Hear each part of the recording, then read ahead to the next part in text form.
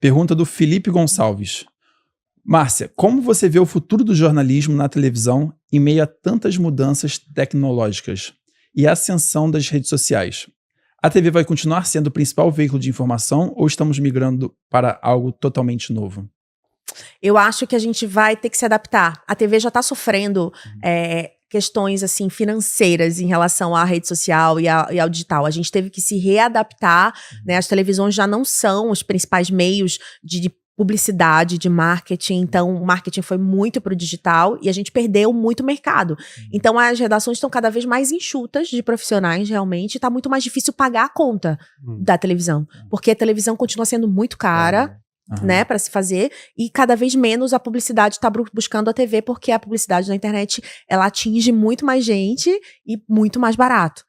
Até com a influência mesmo, com o trabalho dos influenciadores. Então, a gente teve que se readaptar. A televisão não vai deixar de ser uma potência, assim como o rádio ainda é. Sim. Não vai, acaba tendo uma transformação. O rádio hoje tem televisão, as pessoas também veem pelo YouTube. Então, a gente vai ter cada vez mais um meio só. O que eu acho é que não vai ter mais, por exemplo, muito assim, vai ser só a televisão, só não sei o quê. Não, a gente tá todo mundo muito assim, um meio que entrando no outro. Então, hoje a gente é muito pautado pelo digital.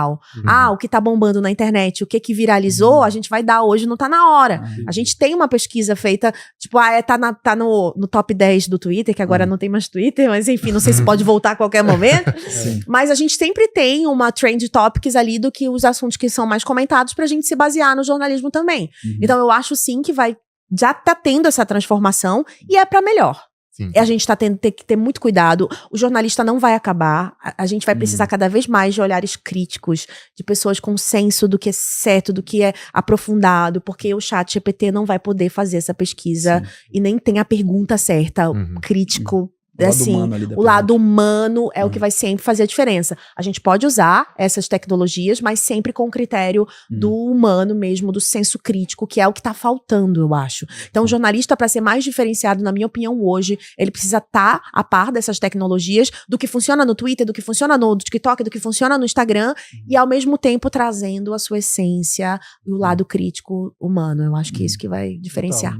Inclusive, até nesse mesmo tópico, eu até queria perguntar a sua opinião, porque pode ser uma percepção minha, mas parece que os jornais, eles mudaram muito ao longo do tempo, né? Super. Outro dia eu tava assistindo um específico e eu vi que meio que virou uma entrega de jornalismo com entretenimento, né? Sim. Então, assim, tinha uma música de suspense, era um caso, assim, sério, aí de repente entrava um bum-bum, aí daqui a pouco, aí do lado entrava um merchan. Na hora tem. Né? Então, realmente, essa mudança no jornalismo, ela foi feita justamente por isso que o Igor acabou de perguntar, dessa tentativa de continuar atingindo talvez novas gerações, de juntar o entretenimento, é mais ou menos um pouco. Eu acho que é um pouco mais antigo que isso, porque a Record trouxe um modelo meio que americano de alguns programas que era o balanço geral, um jornalismo bem popular. Só que aí esse jornalismo popular, popularesco, sensacionalista, tá caindo um pouco em desuso já. As pessoas já não querem entrar tanto no sangue, no crime, porque depois da pandemia a gente ficou com um olhar mais sensível em relação a isso.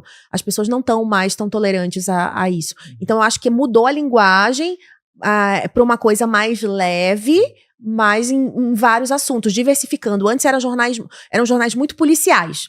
Hoje a gente consegue trazer saúde, cultura, assuntos leves e divertidos. Então, talvez tenha acontecido mais por conta da rede social uma troca de conteúdo ou um conteúdo mais diversificado, e o jornal deixou de ser tão pesado e policial como antigamente fazia muito sucesso.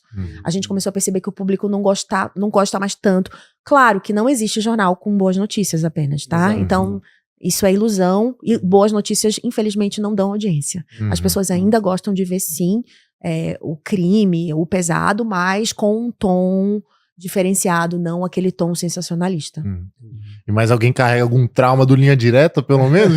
Eu lembro daquilo, Jesus. Dava medo, né? Quando a gente era dark daquele era jeito, muito né? dark. As crianças, né? Você sabe que tentaram reviver, né? Tentaram reformular o Linha, mas não deu saiu, não deu liga. Nossa, é isso, mudou muito. O público mudou muito. Mudou, né?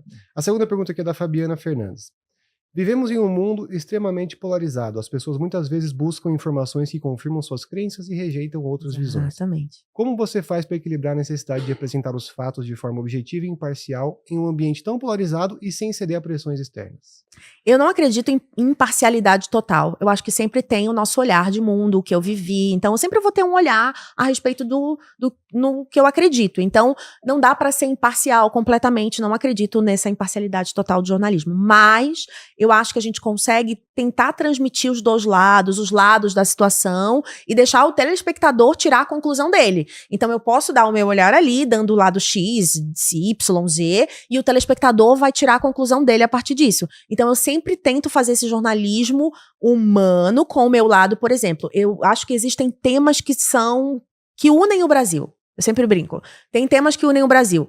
Cara que bebe e dirige e mata, feminicídio, abuso sexual contra mulheres e crianças. São temas muito delicados, mas que todo mundo tem uma opinião meio que junto, sabe? Assim, todo mundo é contra e tal. E tem temas muito mais delicados, tá? Racismo, enfim, violência contra a LGBTQIA+, tem assunto, aborto, enfim. Então, Política. são assuntos muito mais delicados de você abordar num jornal. Eu posso ter a minha visão, mas você pode ter uma visão completamente errada. Então, assim, a gente evita alguns assuntos, a não ser que seja um assunto que tá bombando e que não tenha como, sei lá. Não, eleições é isso. A gente tem vários protocolos de como cobrir eleição. Os jornalistas da redação recebem um catálogo, um protocolo do que fazer, até junto com o Tribunal Regional Eleitoral, ou Tribunal de cada região. Então, tem os minutos para cada candidato, tem o tempo da pergunta, tem a agenda de cada candidato, o que você pode dar, o que você não pode. Você não pode entrevistar vereador, candidatos, sem ser exatamente nesse nicho específico. Por exemplo, um vereador foi roubado. Nem sempre eu vou poder entrevistar ele em relação ao roubo, porque ele é vereador. Pode ficar parecendo que ele tá usando da imagem para se promover. Então, a gente tem muito cuidado com época de eleição, tudo que entra no ar. Justamente por esse motivo, por o Brasil tá muito polarizado e o SBT é uma empresa muito partidária e a gente tá sempre a gente tem um compromisso com a verdade e com o telespectador. A gente não tem compromisso com partido A, partido B, partido C. Eu gosto sempre de falar, não sou amiga de político, não sou amiga de influencer, não passo pano, porque é isso, eu não posso ter rabo preso, gente, com ninguém, eu não posso ser amiga de fulano, nem fazer um trabalho pra ciclano. Eu acho que tem que ter muito cuidado com essa época de influência digital. De repente, eu aceitar um trabalho pra ser influência de uma marca que, de repente, pode sonegar imposto. Tá. Não vou divulgar Shein. Não vou fazer, cara, não posso. É a minha imagem, você imagina. Se um dia eu preciso falar mal, pode me comprometer completamente. Então a gente precisa ter muito cuidado com esse jornalista influencer. Do que a gente vai colocar na nossa cara e no que a gente vai, porque as pessoas acreditam muito no que a gente fala. Ainda tem essa imagem de credibilidade. Então você tem que ter muito cuidado, senão você acaba com a sua carreira. Eu sei que você adorou essa nossa trip inusitada. E se você quiser ver mais viagens como essa, clica aqui ou aqui para ver mais no nosso canal.